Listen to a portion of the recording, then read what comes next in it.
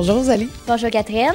Rosalie, tu as été choisie, en fait, nommée dans la catégorie Découverte de l'année aux Oliviers. J'ai travaillé 5 ans dans les camps de vacances du Québec, puis je m'appelais Cannelle parce qu'ils n'ont jamais voulu que je m'appelle Prostate, parce que ça faisait pas été.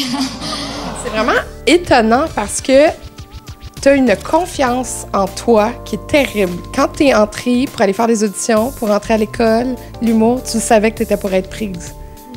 Mais c'est incroyable! Ouais, je sais pas si c'est de la confiance en soi ou juste genre de la naïveté.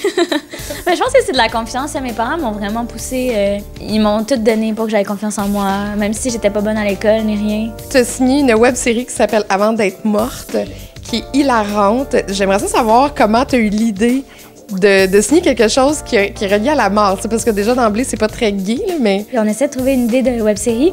Puis moi, c'était Journal intime qui revenait souvent. J'étais comme, il me semble que ça serait drôle de faire un journal intime. Cher journal, j'espère que tu vas bien. La mort est juste arrivée là-dedans parce que, ben, tu sais, c'est tellement stupide comme nom avant d'être morte, là. C'est tellement comme, voyons donc, qu'est-ce qui se passe? Fait qu'on dirait que c'était la façon la plus facile d'aborder le journal intime. C'était de faire ça qu'elle allait mourir, puis c'est pour ça qu'elle écrivait dans son journal. Avant d'être morte, je veux absolument réaliser un de mes plus grands rêves, coucher avec une vedette.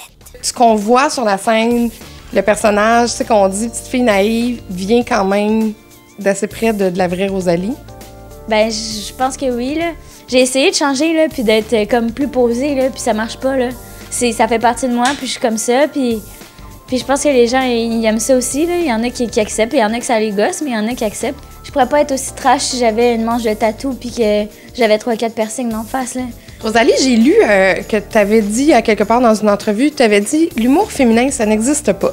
Tu sais, l'humour de fille, là, c'est ridicule d'appeler ça l'humour féminin. C'est de l'humour, point. Moi, j'ai pas l'impression de faire de l'humour pour les filles ou d'avoir des sujets féminins, là. J'ai des sujets humains, là, tu sais. Mais je reste quand même une femme qui fait de l'humour, tu sais. Veux pas, le public réagit différemment quand c'est une fille qu'un gars.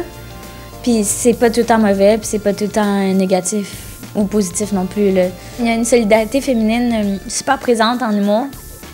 Aussi, j'ai l'impression que c'est très boys club l'humour, mais que ça se défait de peu à peu. Tu sais, les gens qui commencent là en ce moment, les gens de la relève avec moi, je me suis jamais sentie dans un boys club nécessairement avec eux, là. Tu sais, Yannick Damartino, Julien Lacroix, Mehdi Boussaïdan, Arnaud Soli, tu sais, c'est vraiment mes amis. Comment tu te vois grandir dans cette industrie-là? Est-ce que tu te mets des buts à atteindre? Est-ce que tu te donnes des objectifs clairs? Moi, il n'est pas question que je fasse juste du stand-up, là. Je veux faire autre chose. J'aimerais ça faire ma propre comédie musicale. Peut-être même que je jouerais même pas dedans, mais tu sais, quelque chose de drôle, là, tu sais, à la South Park un peu, mais tu sais, je vais pas rester juste dans une affaire parce que je vais m'ennuyer, je pense. Ça va s'appeler Roro. Ben, oui, peut-être, oui. C'est une bonne idée. Merci, Catherine. Merci beaucoup, Rosalie. Merci à toi.